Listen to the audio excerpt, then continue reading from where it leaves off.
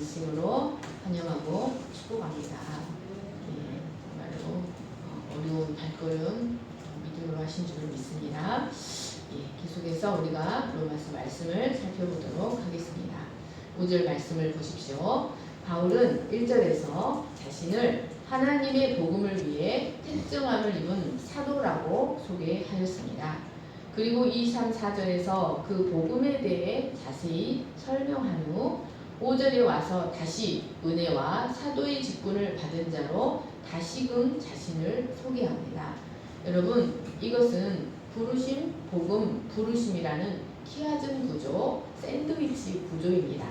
이것은 자신의 부르심의 중심에는 하나님의 복음이 있다는 사실을 강조하기 위한 구조였습니다. 바울은 하나님의 복음을 위하여 사도로 부르심을 받았습니다.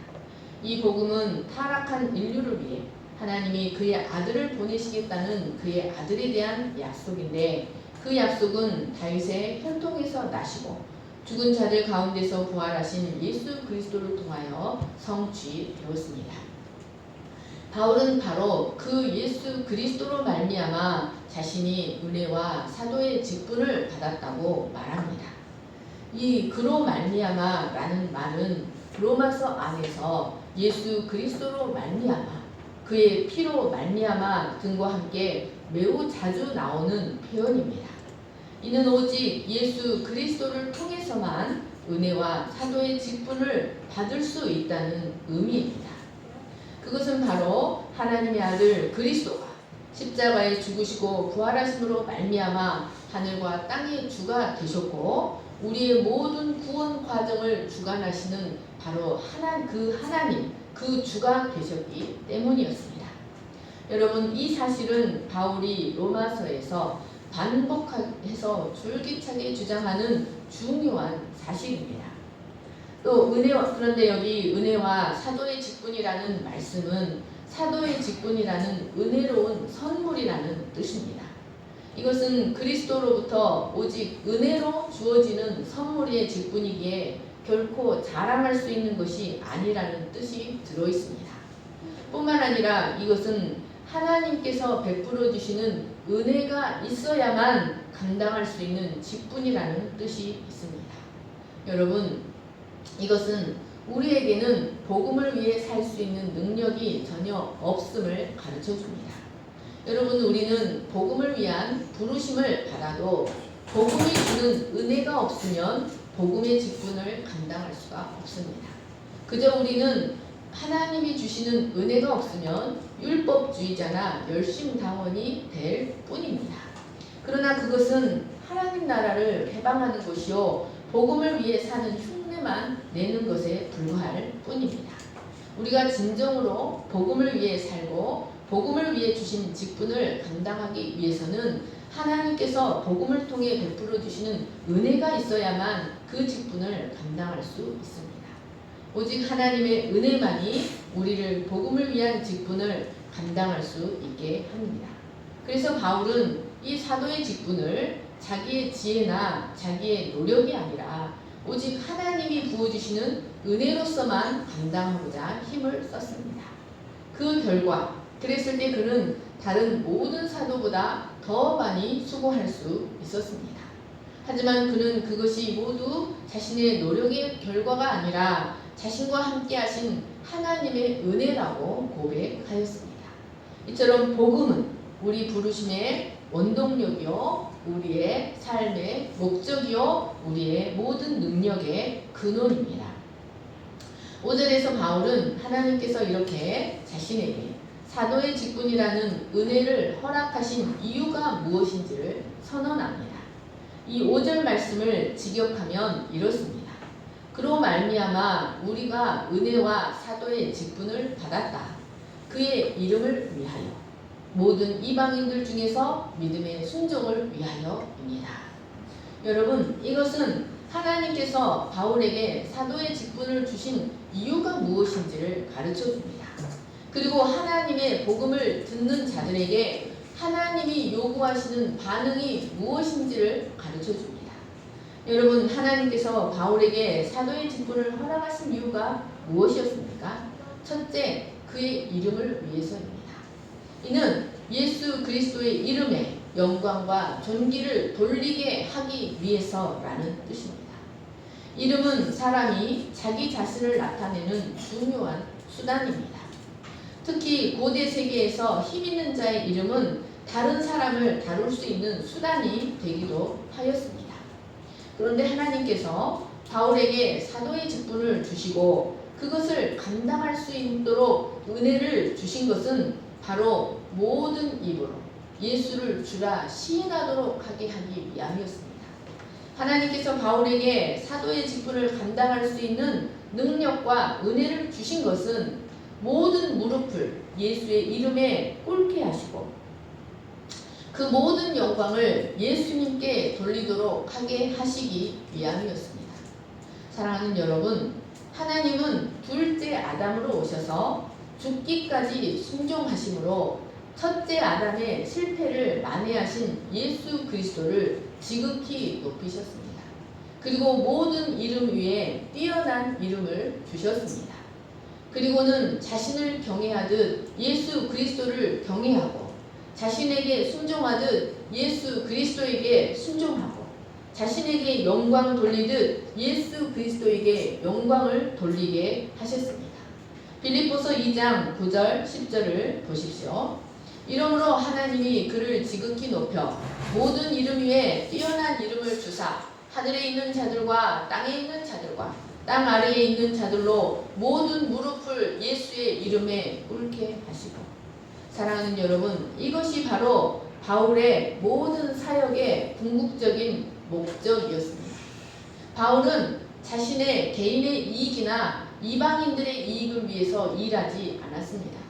또는 사람을 살린다거나 세상을 변화시키는 것이 그의 사역의 목적이 아니었습니다. 오직 그의 이름을 위하여 그것이 그의 모든 것보다 우선되는 그의 사역의 가치였습니다. 그에게는 자기 자신의 가치도 자신의 섬김을 받는 자들의 가치도 그의 이름보다는 중요하지 않았습니다. 그는 오직 살든지 죽든지 자신을 통해 그리스도만이 존귀하게 되기를 소망했습니다. 그리고 그의 사역의 대상인 모든 이방인들도 자기처럼 그의 이름에 합당한 영광을 돌리는 자들이 되기를 소망했습니다.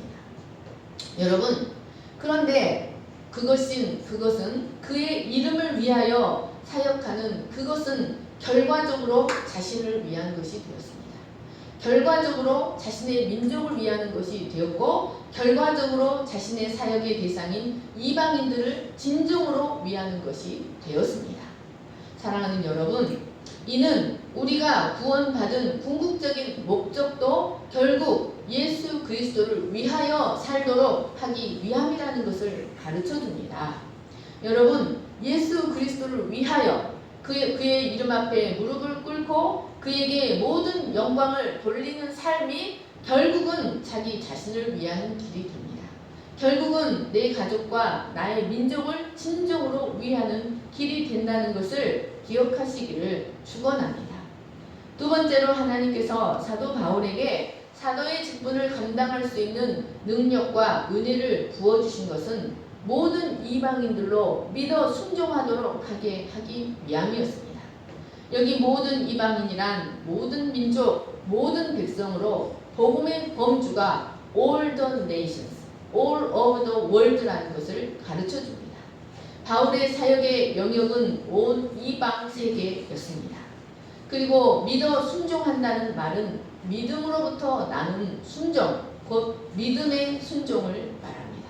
사랑하는 여러분, 이 믿음의 순종이라는 말은 로마서에서 아주 반복되는 아주 중요한 표현입니다.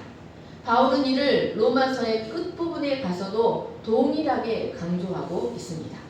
로마서 15장, 로마서 16장 말씀을 같이 읽겠습니다. 시작. 그러므로 내가 그리스도 예수 안에서 하나님의 일에 대하여 자랑하는 것이 있거니와 그리스도께서 이방인들을 순종하게 하기 위하여 나를 통하여 역사하신 것 외에는 내가 감히 말하지 아니하노라.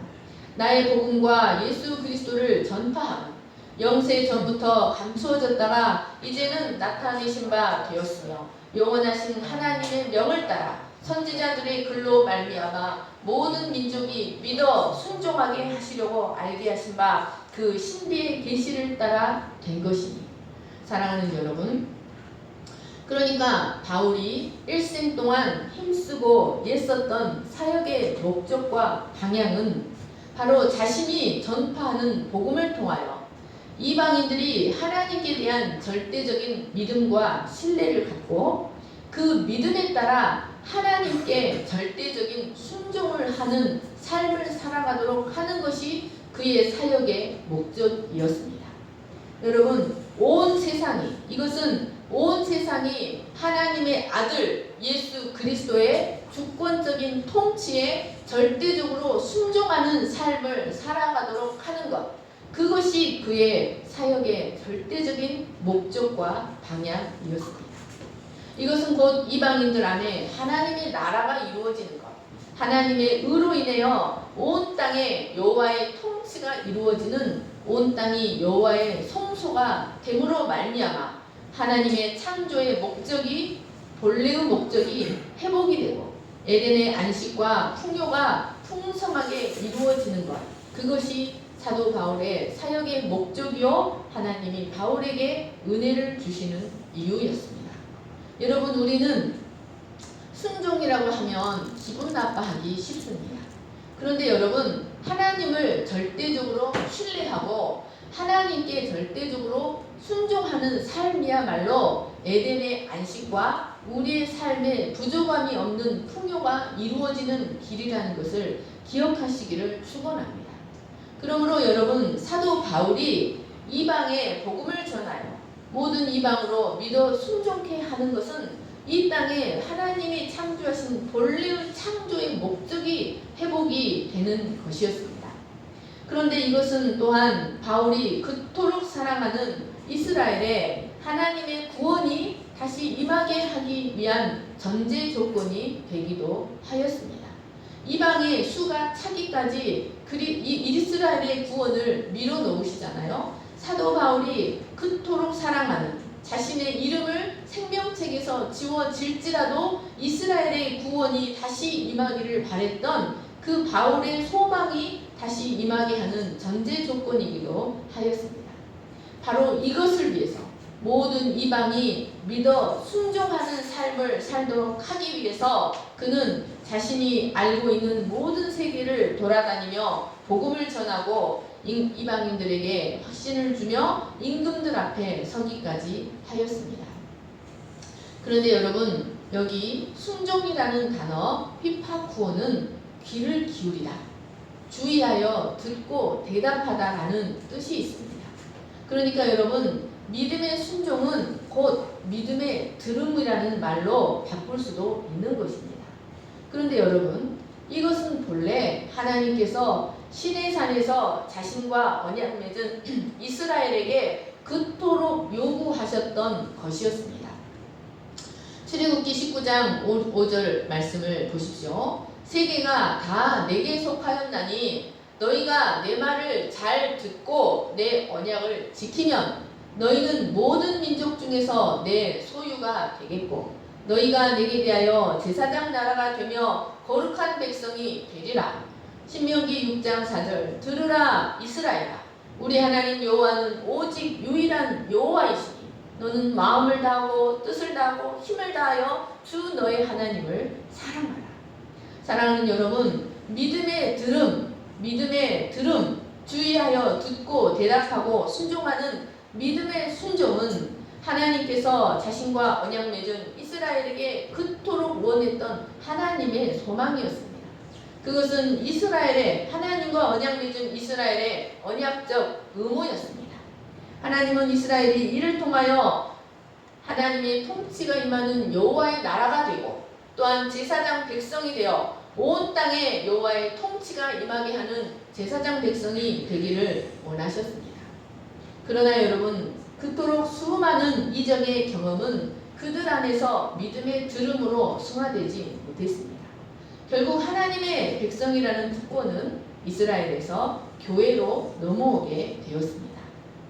여러분, 이것은 우리에게 하나님께서 복음을 듣는 자들에게 무엇을 기대하시는지를 가르쳐 줍니다. 그것은 바로 믿음의 순종입니다.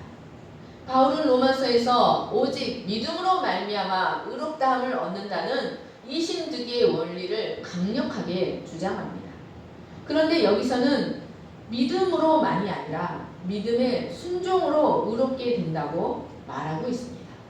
여러분, 이것은 서로 모순되는 주장일까요? 그러나 바울은 결코 모순되는 것이 아닙니다. 바울은 줄기차게 일관성을 가지고 로마서를 서술해 나갑니다.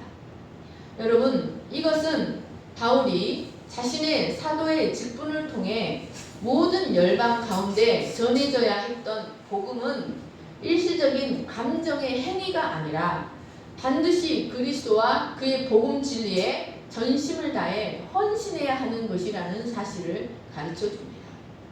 복음은 일시적인 감정이 아닙니다. 일시적인 감정으로 일어나는 구원이 아닙니다. 여러분, 구원은 그리스도와 그의 복음 진리에 전심을 다해 헌신하는 것, 복종하는 것이 구원입니다. 여러분, 복음에 대한 진실된 믿음은 반드시 진실된 순종을 가져옵니다. 왜냐하면 복음이 말하는 우리의 믿음의 대상이 바로 우리의 주 퀴리오스, 우리의 하나님, 우리의 주 예수 그리스도이시기 때문입니다. 그가 우리의 주인이라는 말씀입니다. 그가 우리의 주관자라는 말씀입니다. 그러므로 여러분, 복음에 대한 진실된 믿음, 우리 주 예수 그리스도에 대한 진실된 믿음은 우리를 평생에 걸친 순종으로 이끌어간다는 것을 기억하시기를 축원합니다. 여러분, 예수님을 자신의 주요 그리스도로 받아들였으면서도 그에게 복종하는 삶을 살지 않는다면 그는 그분을 진정으로 자신의 구원자요 메시아로 받아들였다고 할 수가 없습니다. 여러분, 믿음과 순종은 동전의 양면처럼 결코 분리될 수 없다는 사실을 기억하시기를 축원합니다. 히브리서 3장 18, 19절을 보십시오.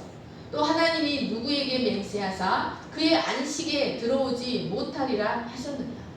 곧 순종하지 아니하던 자들에게가 아니냐. 이로 보건대 그들이 믿지 아니함으로 능히 들어가지 못한 것이라.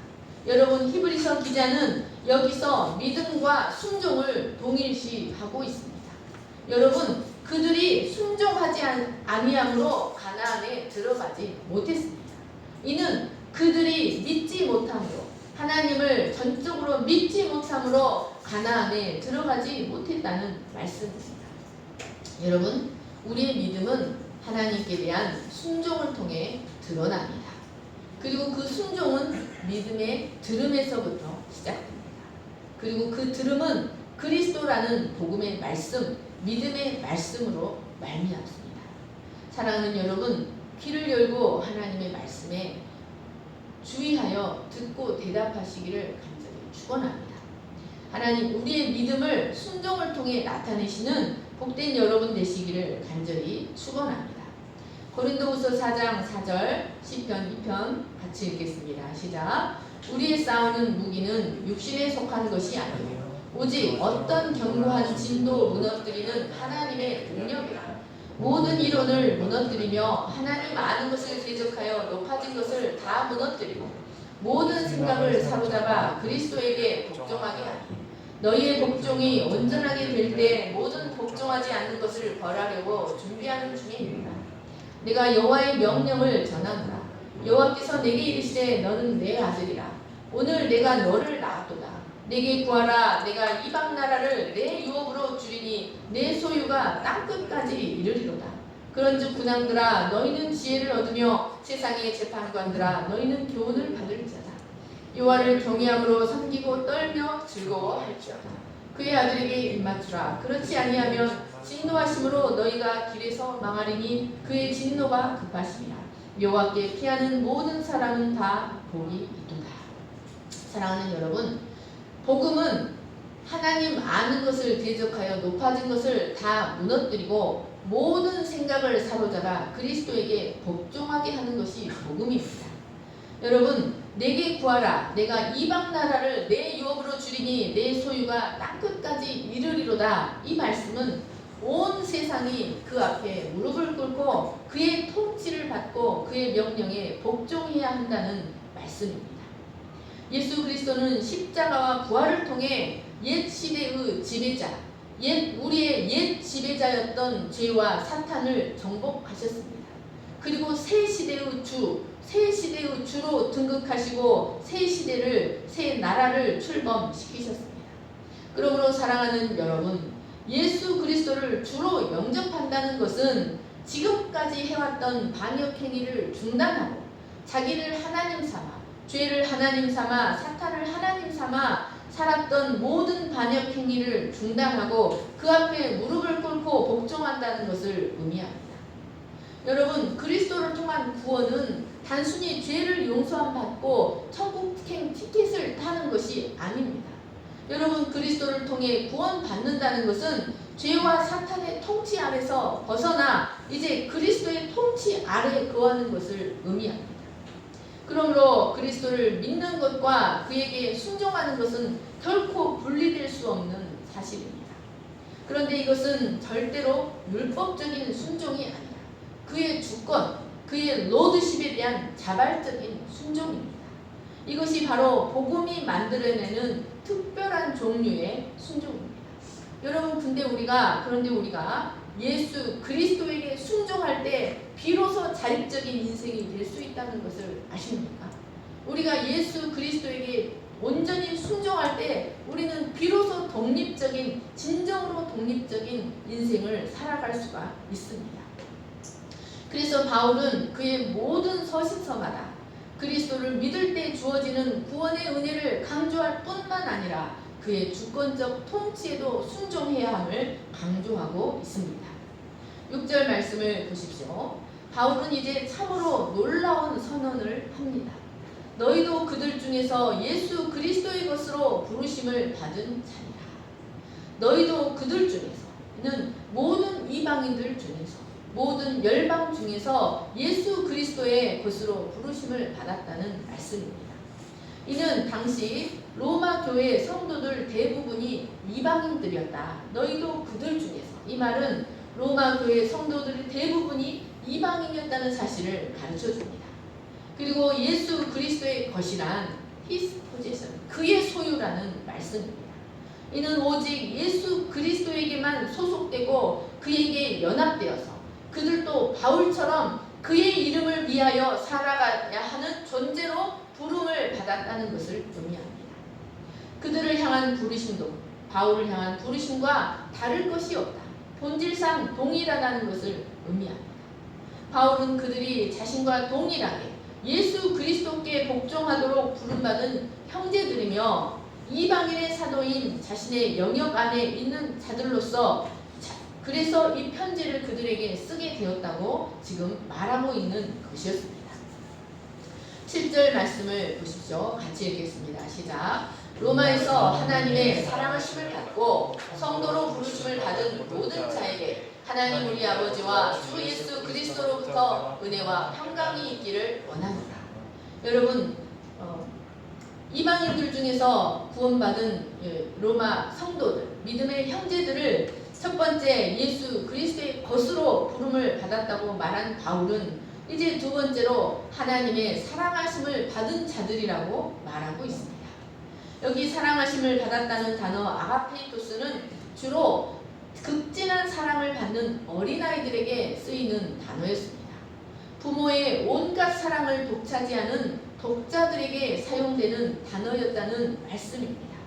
여러분, 이것은 로마 성도들을 향한 하나님의 사랑이 어떤 것이었는가를 가르쳐줍니다. 여러분, 이것은 바로 우리를 향한 하나님의 사랑이 어떤 것인지를 가르쳐줍니다. 하나님은 로마 성도들을 마치 하나밖에 없는 외아들을 사랑하시듯 귀하게 여기시고 사랑하셨습니다. 여러분, 그런 아이들 우리 하론이 볼 때 뭐라고 합니까? 보기에도 아까운 녀석이라고 하지 않습니까?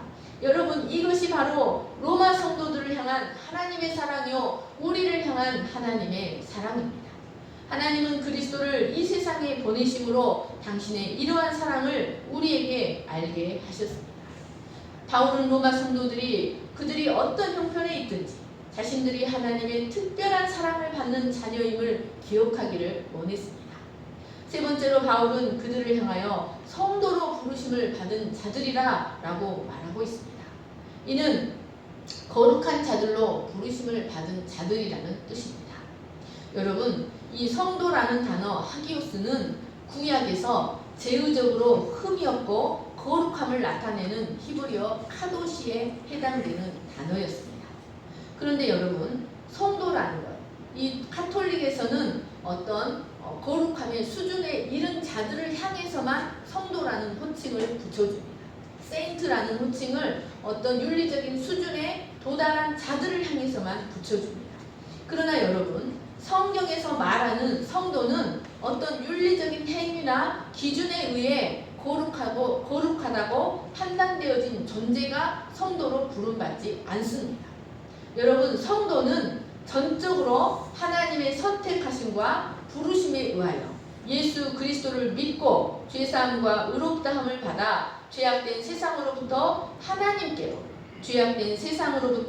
하나님께로 구별되어진 사람을 성도라고 말합니다. 그러니까 성도는 어떤 행위나 조건에 의해서 성도가 되는 것이 아니라 하나님의 일방적인 부르심에 의해서 얻어지는 일방적인 신분인 것입니다. 여러분, 여기에는 자신이 부르신 그들을 당신 스스로 당신의 거룩한 백성으로 만들어 가실 것이라는 하나님의 의향이 담겨 있습니다. 그런데 여러분, 여기서 예수 그리스도의 것, 하나님의 사랑하심을 받은 자, 성도로 부르심을 받은 자라는 표현은 주로 하나님의 예정된 선택 사역을 가리키는 표현입니다. 하나님의 예정하심, 하나님의 선택하심, 하나님의 구별하심의 하나님의 사역, 성부 하나님의 사역을 나타내주는 전형적인 표현이라는 말씀입니다. 그런데 이런 표현이 구약에서 아주 주로 전형적으로 구약의 이스라엘에게 사용되는 단어였습니다. 그러니까 구약에서는 이런 단어들이 이스라엘에게만 해당되었다는 말씀입니다. 출애굽기 19장 5절 말씀을 보십시오. 세계가 다 내게 속하였나니 너희가 내 말을 잘 듣고 내 언약을 지키면 너희는 모든 민족 중에서 내 소유가 되겠고. 여러분, 이것이 바로 예수 그리스도의 것으로 부르심을 받은 자들이니라 라는 말씀과 같은 뜻입니다. 하나님의 것으로 이스라엘이 구별되었다는 말씀입니다. 그런데 사도 바울은 지금 이방을 향하여 너희는 예수 그리스도의 것으로 부름받았다라고 말하고 있습니다. 신명기 33장 1절을 보십시오. 하나님의 사람 모세가 죽기 전에 이스라엘 자손을 위하여 축복함이 이러하니라. 그가 이렀을 때 여호와께서 시내산에서 오시고 세일산에서 일어나시고 바란산에서 비추시고 1만 성도 가운데 강림하셨고 그의 오른손에는 그들을 위해 번쩍이는 불이 있도다. 여호와께서 백성을 사랑하시나니 모든 성도가 그의 수중에 있으며 주의 발 아래 앉아서 주의 말씀을 듣는다. 여러분, 그러니까 예수 그리스도의 것, 하나님의 소유, 하나님의 사랑하심을 입은 자, 성도로 부르심을 받은 자라는 표현은 모두 구약의 이스라엘을 가리키는 단어였던 것입니다. 그런데 바울은 지금 이 단어를 유대 그리스도인들만을 향해서 말하지 않습니다. 그는 지금 이 단어들을 할례도 받지 않고 하나님이 명하셨던 의식 규례도 지키지 않는 이방 그리스도인들을 향해 지금 이 말을 사용하고 있습니다. 또 부르심을 받았다라는 단어 클레토이는 하나님의 초대를 받았다라는 뜻입니다. 이 단어도 주로 이스라엘에게만 해당되는 단어였습니다. 여러분, 구약에 하나님의 식탁에 초대되어서 하나님의 식탁에 함께 먹었던 백성은 이스라엘밖에 없었습니다. 여러분, 하나님의 부르심을 입는다는 것은 이 세상 무엇으로도 설명할 수 없는 경이로운 사건에 속합니다. 하나님의 부르심은 원한다고 되어지는 것이 아니라 전적으로 하나님 자신이 불러주셔야만 가능한 것입니다. 이 부르심은 전적으로 하나님 자신의 선하시고 기쁘신 뜻에 따라 시작되고 그 기쁘신 뜻에 따라 완성이 됩니다. 뿐만 아니라 그 부르심은 절대로 즉흥적으로 이루어지는 것도 아닙니다. 하나님은 오직 미리 정하신 자들을 부르십니다.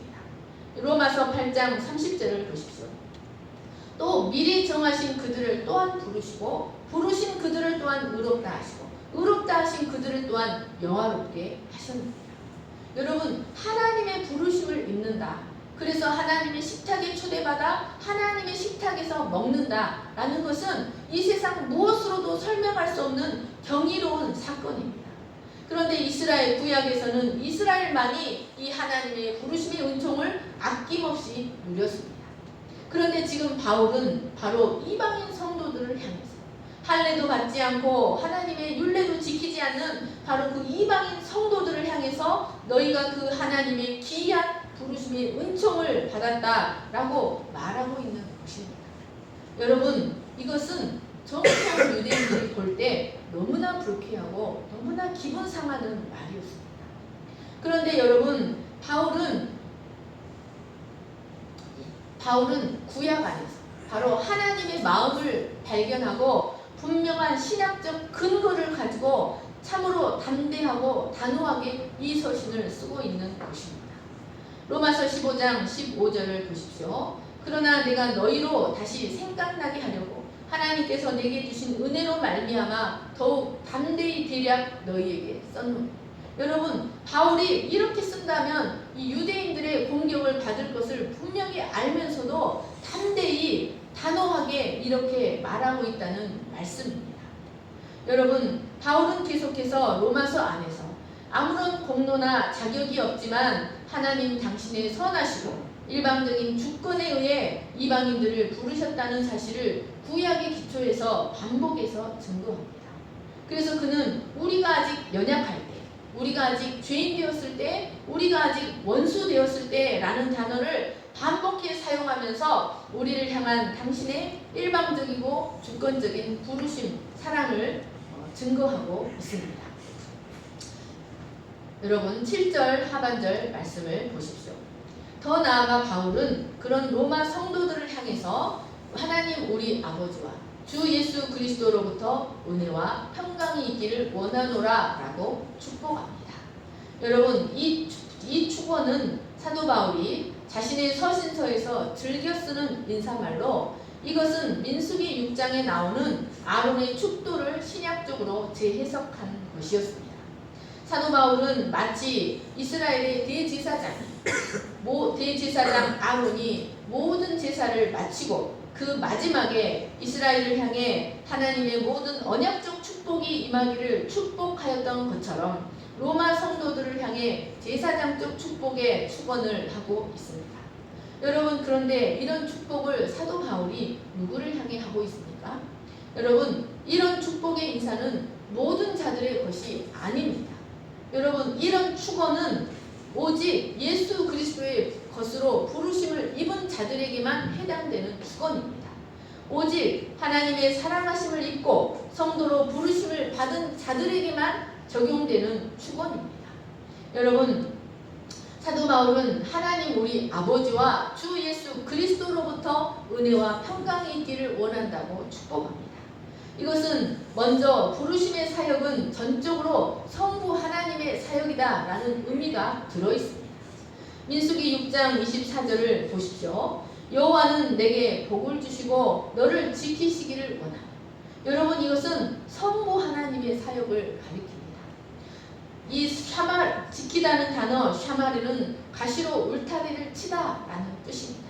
이는 예정하시고 선택하셔서 불러내신 자기 백성을 자기 곳으로 완전히 구별시켜버리는 성부 하나님의 축복을 의미하고 있습니다.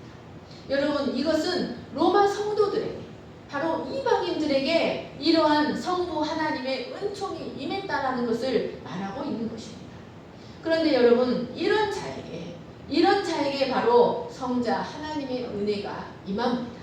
여기 은혜라는 단어 카리스의 원어는 카라입니다. 카라라는 단어에서 어근이 카라입니다. 그런데 그 카라라는 단어는 기쁨이라는 뜻이 있습니다.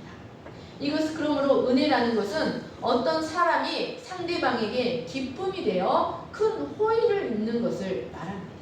여러분, 상대방이 나에게 기쁨이 되면 내가 그 기쁨이 되는 상대방에게 무엇이든지 주고 싶어 합니다. 그러므로 여기서 말하는 은혜는 사람이 하나님께 거스름, 하나님의 거스름이 되지 않고 하나님의 기쁨이 되어서 하나님의 자비로운 은총을 충만히 덧입는 것을 말합니다. 그런데 여러분, 우리가 어떻게 하면 하나님의 기쁨의 존재가 될 수 있을까요? 여러분, 우리는 오직 예수 그리스도의 죄사함의 은혜를 통해서만 하나님께 기쁨이 될 수 있습니다. 민수기 6장 25절 말씀을 보십시오. 여호와는 그의 얼굴을 내게 비추사 은혜 베푸시기를 원하며. 여기 그의 얼굴을 내게 비춘다는 말도 스마일 온 유, 너를 향하여 미소 짓다. 네가 기쁨의 존재가 되기를 원한다 라는 뜻입니다. 여러분, 하나님께 기쁨이 될 수 있는 근원은 오직 예수 그리스도의 대속의 은혜로만 가능합니다. 하나님께서 그리스도를 통해서 우리를 보실 때만 우리는 하나님께 기쁨이 되어 하나님의 모든 자비로운 은총을 충만히 덧입을 수 있습니다. 그런데 이런 은혜는 하나님의 선택하심과 구별하심의 은총을 받은 자들에게만 임합니다. 그래서 여러분, 이 성자 하나님의 구속의 은총은 성부 하나님의 은혜를 받은 자들에게만 임하는 것입니다. 그래서 칼빈은 이것을 제한속죄라고 하였습니다. 예수님은 이 땅의 모든 사람을 위해서 죽은 것이 아니라 하나님의 예정하심을 받은 자, 하나님의 선택하심을 받고 구별하심을 받은 자들을 위해서만 죽으신 것입니다.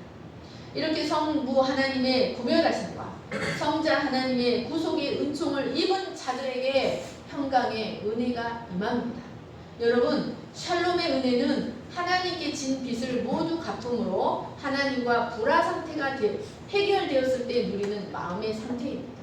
여러분, 사람들이 왜 두려워합니까? 그것은 죄의 빚이 해결되지 않았기 때문입니다. 사람들이 재난의 소식을 듣고 환난의 소식을 들을 때 두려워하는 이유는 바로 하나님과 불화의 상태가 해결되지 않았기 때문입니다. 여러분, 이 샬롬의 은혜, 성령 하나님의 내주하심과 동행하심으로 말미암아 발생되는 샬롬의 은혜는 바로 예수 그리스도의 구속의 은총을 받음으로 하나님과 불화의 상태가 해결된 자들에게만 이 샬롬의 은혜가 임합니다. 우리는 이 샬롬의 은혜, 하나님의 평화의 은혜가 임할 때 비로소 세상에서 이기는 삶을 살아갈 수가 있습니다. 민수기 6장 26, 27절을 보십시오. 여호와는 그 얼굴을 내게로 향하여 드사 평강 주시기를 원하노라 할지니라. 그들은 이같이 내 이름으로 이스라엘 자손에게 축복할지니 내가 그들에게 복을 주리라. 여러분, 사도 바울은 로마 성도들을 향하여 축복하면서 아무렇게나 축복한 것이 아닙니다. 그는 구약에서 대제사장 아론이 모든 제사를 마치고 이스라엘 백성을 향하여 축복하는 그 제사장적 축복으로 로마 성도들을 향해 축복하고 있습니다.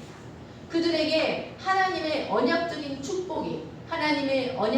축복의 약속이 모두 임하도록 하는 그 제사장적 축복을 가지고 이스라엘을 축복하고 있습니다. 여기 나사 향하여 드사, 이 말은 동행하다라는 뜻입니다. 이것은 성부 하나님의 구별하심과 성자 하나님의 구속의 은총을 입은 자들에게 성령 하나님이 내주하심과 동행하심으로 말미암아 그 무엇도 빼앗아갈 수 없는 기쁨과 평강의 은혜가 한없이 흘러 넘치게 되는 축복을 말합니다. 사랑하는 여러분, 여러분이 예수 그리스도의 것으로 부르심을 받은 자들인지 살펴보시기를 축원합니다. 여러분이 예수 그리스도의 것으로 부르심을 받았다면 하나님의 사랑하심을 입은 자들이라는 사실을 기억하시기를 축원합니다. 성도로 부르심을 받아 오직 예수 그리스도의 이름을 위하여 그에게 복종하며 그에게 순종하는 삶을 사는 자들로 부르심 받았다는 사실을 기억하시기를 축원합니다. 그리고 여러분에게 예수 하나님 우리 아버지와 우리 주 예수 그리스도로부터 은혜와 평강이 충만하기를 간절히 축원합니다. 제가 기도하겠습니다. 사랑과 은혜가 풍성하신 하나님 아버지, 사도 바울은 하나님께서 자기에게 사도라는 은혜로운 선물을 주시고 그 사도의 직분을 감당할 수 있도록 은혜를 주신 것은 모든 열방으로 하여금 예수의 이름 앞에 무릎 꿇고 예수의 이름의 모든 영광을 돌리며 예수님을 위하여 살고 예수님의 명령에 순종하여 살도록 하기 위함이라고 고백합니다.